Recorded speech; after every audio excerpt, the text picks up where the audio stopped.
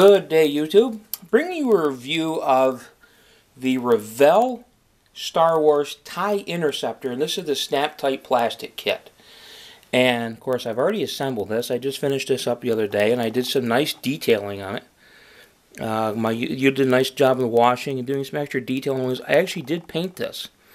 This is not the original paint. I decided, you know, after going over it and putting it together, because this is a snap-together model, that I really didn't appreciate and like the color. And the one thing I will say about the Tite Interceptor, the Tite Interceptor is, to me, the least appreciated and also the least offered TIE fighter out there. They're just, and the one thing I don't like that this kit did not come with any form of stand. And your problem with the Tite Interceptor is this. It doesn't want to sit forward, and sitting back it kind of doesn't look right. So I'm going to have to come up with a stand for it. One of the issues I had with it. I got it for around $12 online, and this is the packaging that it comes in. I'll give you a better picture of this so you can see it. And it says for 8 and up. Now, the one thing I will say, the problem I have with this being for 8 and up is the cockpit was an absolute nightmare to put together, at least on this one. It seemed to need a little extra tweaking, and the one thing I will say is because it comes in that clear kit and not a box, the parts were already pre-cut off of the sprues. I had to trim every part that was pre-cut. I had to trim the wings, I had to trim all the interior parts just to get it to fit where it would go together. Once I got it together, especially the interior parts, it was fine. But I did paint this, and the paint that's on here is Model Masters Haze Gray. It's kind of almost like an intermediate gray, like it's a military color. And it worked very well for this. It was almost, you had to really look to see if the paint was almost the same shade. And I'll put it next to, of course, move it back here, Hot Wheels Vader's tie. And you can see the color is close. And of course I did clear coat it before I did a wash on it, and I did some detail work.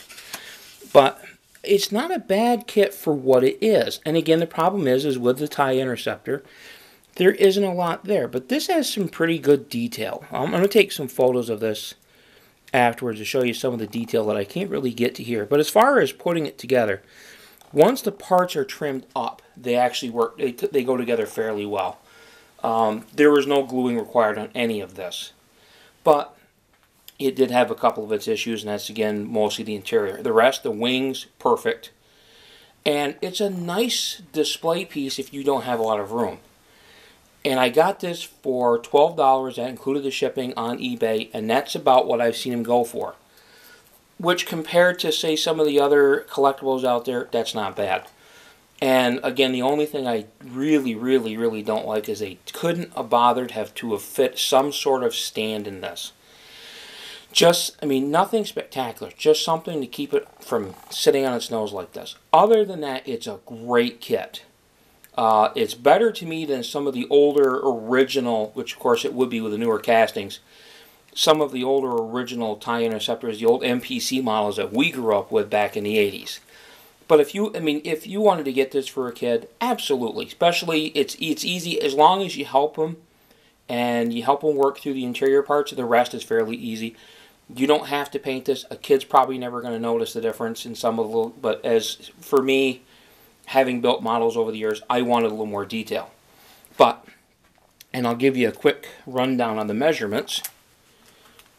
There's varying scales on this. I heard 190, I've heard 110.